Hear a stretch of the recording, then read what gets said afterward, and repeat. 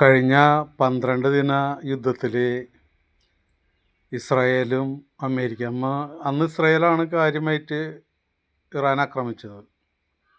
പക്ഷേ അവരുടെ ഫസ്റ്റ് അറ്റാക്കിൽ ഇവരെ വ്യോമ സംവിധാനങ്ങളൊക്കെ തകർക്കാനായിട്ടും ഇറാനിൽ കയറിയിട്ട് നിരക്കവരൊക്കെ ബോംബ് ചെയ്യാനൊക്കെ ആയിട്ട് ഇസ്രായേലിന് വളരെ കൂളായിട്ട് സാധിച്ചിരുന്നു. ആ ഒരു കാൽക്കുലേഷനിലാണെന്ന് തോന്നുന്നുണ്ട് അമേരിക്കയും ഇസ്രായേലും കൂടിയിട്ട് ഈ പ്രാവശ്യം യുദ്ധത്തിന് ഇറങ്ങി പുറപ്പെട്ട. മാക്സിമം ഒരു 3 ദിവസം അല്ലെങ്കിൽ 4 ദിവസത്തിനുള്ളിലൊക്കെ ഇറാൻ ഒരു പരിധിയാവും, പ്രത്യേകിച്ച് അവരെ തലവനും കൂടി പോയി കഴിഞ്ഞാൽ എന്നുള്ളൊരു കാൽക്കുലേഷനിലാണ് യുദ്ധത്തിന് ഇറങ്ങിയിട്ടുള്ളത്. പക്ഷെ ഇപ്പോൾ അമേരിക്ക ഇസ്രായേലും പുലിവാല് പിടിച്ച മാതിരിയൊക്കെ തോന്നണേ. കാരണം അവരെ കണക്കൂട്ടൽ ഈ പ്രാവശ്യത്തെ യുദ്ധത്തിൽ തെറ്റിപ്പോകാനായിട്ടുള്ള എല്ലാ സാധ്യതയും കാണുന്നത്. കാരണം എന്താ വെച്ച് കഴിഞ്ഞാൽ ഈ ഗ്യാപ്പിൽ എന്തായാലും ഇറാന് മുന്നേ മനസ്സിലാക്കാൻ സാധിച്ചിട്ടുണ്ട് ഇങ്ങനെ ഒരു യുദ്ധം ഉണ്ടാവും. അത് ഉണ്ടായി കഴിഞ്ഞ് കഴിഞ്ഞാൽ പഴയ പോലെ നിന്ന് കഴിഞ്ഞാൽ എത്തില്ല എന്നുള്ള മനസ്സിലാക്കിയിട്ട് അവർ ആയുധങ്ങളുടെ റേഞ്ചും അതിൻ്റെ മറ്റുള്ള കാര്യങ്ങളൊക്കെ വളരെയധികം വർദ്ധിപ്പിച്ചു. കണ്ടമാനം ആയുധങ്ങൾ അവർ കുന്നുകൂട്ടിയിട്ടുണ്ട്. പോരാത്തതിന് ചൈനയുടെ അല്ലെങ്കിൽ റഷ്യയുടെയൊക്കെ ആയുധങ്ങൾ അവർ സ്റ്റോർ ചെയ്തിട്ടുണ്ട്. എന്താ കാരണം വെച്ച് കഴിഞ്ഞാൽ ഇപ്പോൾ ഒരു ചർച്ചയ്ക്ക് വിളിക്കുമ്പോൾ ഇറാൻ വളരെ വ്യക്തമായിട്ട് പറഞ്ഞു, ഞങ്ങൾ ചർച്ചയ്ക്കില്ല, നിങ്ങൾ യുദ്ധം ചെയ്തോ. പക്ഷേ ഈ യുദ്ധം ഇറാൻ അങ്ങനെ പറയണമെങ്കിൽ അവരൊക്കെ കാര്യമായിട്ടുള്ള ആയുധശേഖരം ഉണ്ടെന്നുള്ള കാര്യം ഉറപ്പാണ്. ഇപ്പോൾ അവരൊരു കാരണവശാലും കീഴടങ്ങണില്ല. ഇറാൻ്റെ ആ ഒരു പവറ് അവർ കീഴടങ്ങുന്ന കൂട്ടത്തിലുള്ള ജനങ്ങളെല്ലാവരും അവർ മരിച്ചു വീണാൽ പോലും അവർ അമേരിക്ക മറ്റുള്ള രാജ്യങ്ങളിൽ കാണിച്ച പോലെയൊന്നും പെട്ടെന്ന് കീഴടങ്ങണ ആ ഒരു ഗണത്തിൽപ്പെട്ട ആൾക്കാരെല്ലാവരും അവരെന്തായാലും കരുതിയിട്ടുണ്ടെന്നുള്ള കാര്യം ഒരു സംശയമില്ല.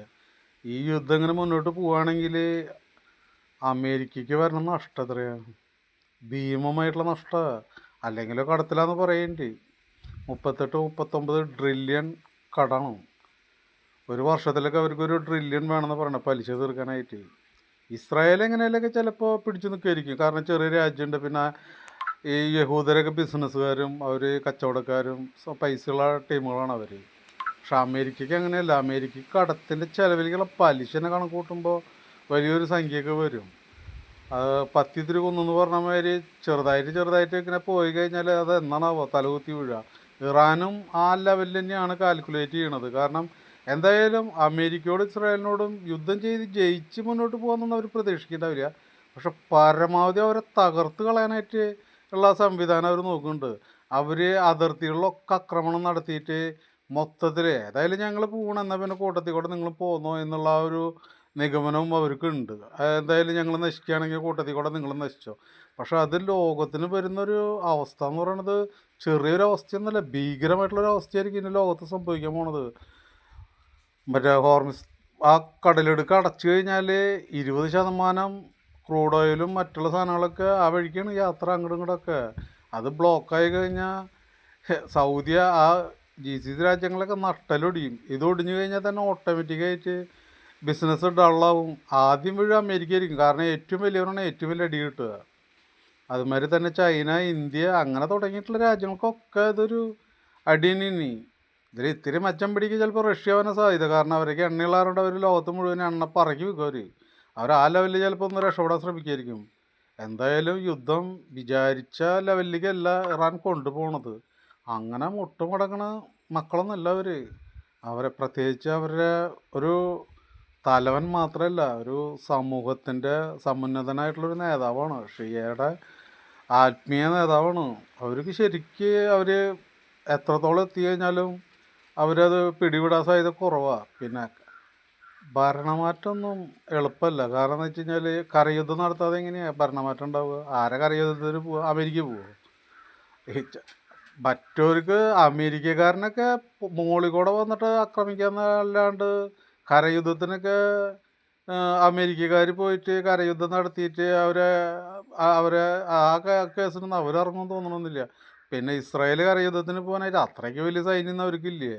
കരയുദ്ധത്തിനൊക്കെ പോയി കഴിഞ്ഞാൽ ഇറാൻ്റെ മുന്നിലൊക്കെ അവർ പപ്പടം പൊടിയനവർ പൊടിയും. അത് ഈ അമേരിക്കയും പൊടിയും. ഈ അമേരിക്ക എത്ര വലിയ രാജ്യമായിട്ട് അഫ്ഗാനിസ്ഥാനിൽ പോയിട്ട് എന്താ ഉണ്ടായിട്ടുള്ളത്? ഇട്ടോടേണ്ട വന്നു. ഈ അവസ്ഥ തന്നെയാണ് ഇറാനിൽ വരിക. ഭരണമാറ്റം ഞാൻ പ്രതീക്ഷിക്കണില്ല എന്തായാലും. ഇറാൻ സാമ്പത്തികമായിട്ടൊക്കെ ഒരു ഒരു അവസ്ഥയിലേക്ക് വരാനായിട്ടാണ് സാധ്യത. ഇനി അവർ തമ്മിലൊരു അവസ്ഥ ഉണ്ടായിട്ട് അത് കലാപത്തിലേക്കൊക്കെ പോവുകയാണെങ്കിലാണ് അവിടെ ഭരണമാറ്റത്തിന് അപ്പോൾ പിന്നെ അതൊരു 16 കഷ്ണമായിട്ടാണ് മാറുക. അതോടുകൂടി പിന്നെ കഴിഞ്ഞു. ഇറാൻ ഒരു 16 കഷ്ണമായി കഴിഞ്ഞാൽ ഇവിടേക്ക് ഇനി നല്ലൊരു ഭരണകൂടത്തിനെ കട്ടിമറിക്കുന്നേക്കാളും ഒപ്പാട് സംഭവിക്കുക. കാരണം എന്താ വെച്ചാൽ ഇത് മറിച്ച് കഴിഞ്ഞാലുണ്ടാകുന്ന ആ കാര്യത്തിനെ കുറിച്ചൊന്നും ചിന്തിക്കണില്ല. ഇപ്പോൾ ഇവർ പറയുന്ന ഈ ഈ പ്രോക്സികൾ മറ്റേ ഭീകര സംഘടന എന്നൊക്കെ പറയണത് ഇവിടെ ചിലപ്പോൾ ഒരു 50 കൂടി പുതിയത് ഉദയം ചെയ്യും. അപ്പോഴൊക്കെയാണ് ലോകത്തിൽ അല്ലെങ്കിൽ ഇസ്രായേലിനൊക്കെ അതിനേക്കാളും വലിയ തലവേദന വരാൻ സാധ്യത.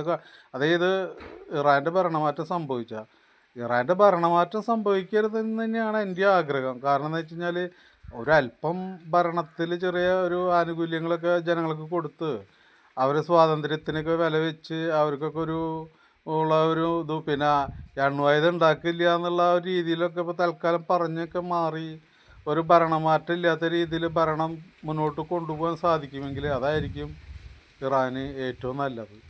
പക്ഷെ ഒരു കാര്യമുണ്ട്, അമേരിക്കൻ ഇസ്രായേൽ വിചാരിച്ച മാതിരിയൊന്നും പെട്ടെന്ന് ഇതൊരു നടക്കി പോവില്ല.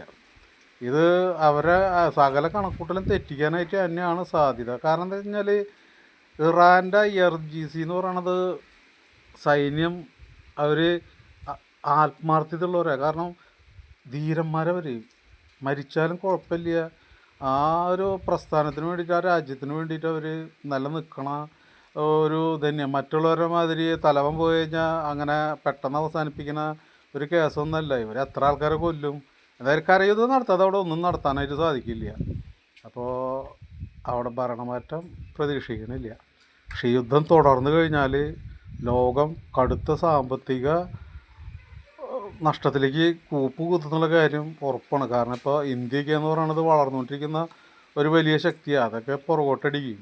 ഈ അവസ്ഥ, ഈ തിരിച്ചടി അമേരിക്കയ്ക്ക് 2 തരം നഷ്ടം സംഭവിക്കുക. ഒന്ന്, സൈനികമായിട്ട് ഇപ്പോൾ ചിലവാക്കുന്ന പൈസയുടെ നഷ്ടം. രണ്ടാമത്, അവർക്കും ലോകത്തിൻ്റെ സമ്പത്ത് ചലിച്ചാൽ മാത്രമല്ല അവർക്കും അവരുടേതായിട്ടുള്ള ലെവലിൽ കാര്യങ്ങൾ മുന്നോട്ട് കൊണ്ടുപോയിട്ട് സാമ്പത്തികമായിട്ട് മുന്നോട്ട് വരാൻ സാധിക്കാൻ പറ്റുള്ളൂ. പിന്നെ അമേരിക്ക ഇറാൻ്റെ എണ്ണ കണ്ടുകൊണ്ടാണ് യുദ്ധത്തിന് വന്നതെന്ന് പറഞ്ഞാൽ ഒരു പരിധി വരെ ഇതൊക്കെ വാസ്തവം തന്നെ. കാരണം എന്ന് വെച്ച് കഴിഞ്ഞാൽ ഇനിയിപ്പോൾ എണ്ണ എന്ന് പറയണത് ഈ ഇറാനും കൂടി പിടിച്ചു കഴിഞ്ഞാൽ എണ്ണയുടെ നല്ലൊരു ശതമാനം അവരുടെ കയ്യിലേക്ക് തന്നെ ചെല്ലുക. അങ്ങനെ വരുമ്പോൾ ആദ്യം അടി കിട്ടുക ചൈനയ്ക്കായിരിക്കും. ചൈന തീരെ താഴ്ത്തിക്ക് പോകും. എനിക്ക് തോന്നുന്നത് ചൈനയ്ക്ക് വെറും എച്ചുകെട്ടാണ്. അവരെങ്കിലും അത്ര വലിയ കാര്യമായിട്ടുള്ള സാമ്പത്തിക ശക്തിയൊന്നും ഉണ്ടെന്ന് എനിക്ക് തോന്നണില്ല. അങ്ങനെയാണെങ്കിൽ ഇപ്പോൾ ഈ ഒരു യുദ്ധത്തിൽ ഇപ്പോൾ ചൈനയുടെ ഒറ്റ ചങ്കായിരുന്നു ഇറാൻ എത്ര എണ്ണ കൊടുത്തിട്ടുള്ളതെന്നറിയാം അവർക്കൊക്കെ. ആ നിലയ്ക്കൊക്കെ അവർ ഇതിനെ എന്തേന്ന് ചോദിച്ചെങ്കിലും ഒന്ന് പുറത്തേക്ക് വരേണ്ടതായിരുന്നു. അല്ല, അവർ വരില്ല, അവർ ചതിയന്മാരാണ്, അവർ മാളത്തിലിരിക്കുള്ളൂ. എന്നിരുന്നാലും അതും അവർ കണക്കൂട്ടുന്നത് അവർ സാമ്പത്തിക നിലയിൽ അത്ര വലിയ ഭദ്രതയൊന്നുമല്ല. അതും ആറിൻ്റെ പറഞ്ഞ പേര് ഒരു ചെറിയ അടി കിട്ടിയാൽ ഏറ്റവും വലിയവനാണ് ഏറ്റവും വലിയ അടിയായിട്ട് മാറുക. അപ്പോൾ അതൊക്കെ ആയിരിക്കും ഇത് സംഭവിക്കുക. പക്ഷേ നമ്മൾ സാധാരണക്കാർക്ക് ഇനി സാധനങ്ങളെ നിത്യോപയോഗ സാധനങ്ങളെ വില വർധനവുണ്ടാവും. നമ്മൾ ഈ കൂലിപ്പണിക്ക് അല്ലെങ്കിൽ എന്തെങ്കിലും നക്കാപ്പിച്ച് ജോലിക്കൊക്കെ പോയിട്ട് കിട്ടണ കാശ്, മക്കളെ പഠിപ്പിക്കേണ്ട കാര്യങ്ങൾ, അതൊന്നും നമുക്കിനി മുന്നോട്ട് എളുപ്പമല്ല കൊണ്ടുപോകാനായിട്ട്. അതേമാതിരി തന്നെ സ്വർണ്ണത്തിൻ്റെ വില, ഇപ്പോൾ സാധാരണക്കാരിപ്പോൾ സ്വർണ്ണം എടുത്ത് കൂട്ടിയിട്ടല്ല, എന്നാലും ഒരു ചെറിയ കല്യാണം ഉണ്ടാകുമ്പോൾ ഒരു 5 പവൻ 10 പവനൊക്കെ കൊടുക്കുന്ന ആൾക്കാരുണ്ടാവും. അവർക്കൊക്കെ ഇനി സ്വർണ്ണത്തിന് പകരം എന്തെങ്കിലുമൊക്കെ അങ്ങനെ കുറഞ്ഞ് കല്യാണം കഴിക്കേണ്ടതായിട്ടുള്ള ഘട്ടത്തിലേക്കൊക്കെ വരും. പിന്നെ പട്ടിണി തന്നെ.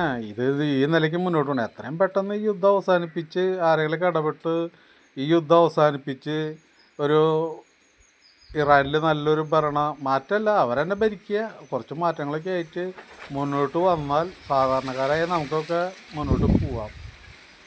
ഇനി 1 ലിറ്റർ എണ്ണയ്ക്കൊക്കെ 150 രൂപ 200 രൂപ എന്നൊന്നും പറഞ്ഞാൽ വലിയ അത്ഭുതം വരില്ല.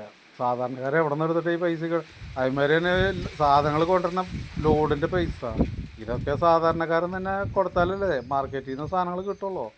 അപ്പം ഈ യുദ്ധം ഇതിപ്പോൾ റഷ്യ ഉക്രൈനായിട്ടുള്ള യുദ്ധത്തിൻ്റെ അങ്ങനത്തെ ഒരു ഇതല്ല പറഞ്ഞതേ. ഇത് ശരിക്കും നമ്മുടെ ശരീരത്തിൽ ഞാടി ഞരമ്പുകൾ എന്ന് പറഞ്ഞ മാതിരി മെയിൻ ഞരമ്പിൽ തന്നെയാണ് ഈ കട്ടിങ് പറഞ്ഞാൽ. പിന്നെ അത് ഓപ്പൺ സർജറി തന്നെ ചെയ്യേണ്ട ഘട്ടം പറഞ്ഞ മാതിരി തന്നെ ഒരു ഓപ്പൺ സർജറിയിലേക്ക് തന്നെ പോകേണ്ട ഒരു ഘട്ടത്തിലേക്കാണ് ഈ ഹോർമോസ് കടലെടുക്കുന്ന പറഞ്ഞ കേസ്. അതായത് അത് പിന്നെ ബ്ലോക്കാണ് എണ്ണ അതൊക്കെ വരുമ്പോൾ പിന്നെ അത് നഷ്ടത്തിലേക്ക് തന്നെ പോയിക്കൊണ്ടിരിക്കുന്നത്. യുദ്ധം എത്രയും പെട്ടെന്ന് അവസാനിക്കായിരിക്കും നല്ലത്. അവസാനിപ്പിക്കാനായിട്ട് ഇപ്പോൾ ആരൊന്ന് മുന്നോട്ട് വരിക? ആര് ഇപ്പോൾ ചൈനയും റഷ്യയൊക്കെ ഇറാൻ്റെ പങ്കാന്നുള്ള കാര്യം ഉറപ്പാണ്. അമേരിക്ക അവരൊന്നും കൂട്ടാക്കൊന്നുമില്ല. ഇനിയിപ്പോൾ ഇന്നിപ്പോൾ അങ്ങനെ രണ്ട് പക്ഷം ഇല്ലാതെ ഒരു ലോക റാങ്കിങ്ങിൽ ഒരു ലോക നേതാവായിട്ട് നിൽക്കുന്നത് നമ്മുടെ മോദിജി തന്നെയാണ്. അപ്പോൾ മോദി ആത്മാർത്ഥമായിട്ട് ഇറങ്ങി പുറപ്പെട്ട അതിനനുസരിച്ചുള്ള ഇപ്പം മറ്റുള്ള യൂറോപ്യൻ രാജ്യങ്ങൾ അതിൽ നിഷ്പക്ഷതയായിട്ട് നിൽക്കുന്നവരൊക്കെ പങ്കെടുത്ത് അതൊരു അനുരഞ്ജനത്തിലേക്ക് കൊണ്ടുവന്നാൽ അതൊരു സമാധാനത്തിലേക്ക് എത്തുള്ളൂ. പിന്നെ ഇനിയിപ്പോൾ ഒമാനും ഈ ഖത്തറൊന്നും ഇനി അവരിനിപ്പോൾ ഒരു സമാധാന ചർച്ചയ്ക്കൊക്കെ അവർ വരുമെന്ന് തോന്നുന്നില്ല. കാരണം എന്ന് വെച്ച് കഴിഞ്ഞാൽ ഈ അവർ ആക്രമിച്ച കാരണം കൊണ്ട് ആ ഒരു വിഷമം എന്തായാലും അവർക്കും ഉണ്ടാവുമല്ലോ. ഇനിയിപ്പോൾ ഇതിൻ്റെയൊക്കെ നെറുകയിൽ വന്ന് ഇതൊരു സമാധാനമാക്കണമെങ്കിൽ എൻ്റെ ഒരു കണക്കൂട്ടലിൽ ഇന്ത്യക്ക് തന്നെ സാധിക്കൂ. വേറെ ലോകത്തൊരു രാജ്യത്തിനും ഇതൊരു അനുരഞ്ജന രീതിയിലേക്ക് കൊണ്ടുവരാനായിട്ട് സാധിക്കുമെന്ന് എനിക്ക് തോന്നുന്നില്ല. കാരണം ഇന്ത്യ എല്ലാവരുമായിട്ടും നല്ല ബന്ധവും എല്ലാവരുമായിട്ടും നല്ല സൗഹൃദവും എല്ലാവരുമായിട്ടും നല്ല ബിസിനസ് പരമായിട്ടുള്ള കാര്യങ്ങൾ മുന്നോട്ട് പോകുന്നതും പിന്നെ ചതിക്കില്ല. അങ്ങനെ ഒരു പ്രത്യേകതയുണ്ട്. ഇന്ത്യ ആരും ചതിക്കില്ല. അപ്പോൾ ആ ലെവലിൽ ഇനിയിപ്പോൾ ഒരു സമാധാനത്തിൻ്റെ ഒരു ദൂതായിട്ട് ലോകത്തിൻ്റെ വലിയൊരു സമാധാന ദൂത് ഇനി ചിലപ്പോൾ ഇന്ത്യ ആയിരിക്കണം മാതൃക കാണിക്കേണ്ട വരിക. ഈ ഒരു സമാധാനത്തിന് മുന്നോട്ട് വരേണ്ടതായിട്ട് വരിക. അല്ലാണ്ട് ഇപ്പോൾ പ്രത്യേകിച്ച് ലോകത്ത് ആരുമില്ല. അങ്ങനെ സമാധാനത്തിൽ വരട്ടെ എന്ന് നമുക്ക് ആശിക്കാം, പ്രാർത്ഥിക്കാം.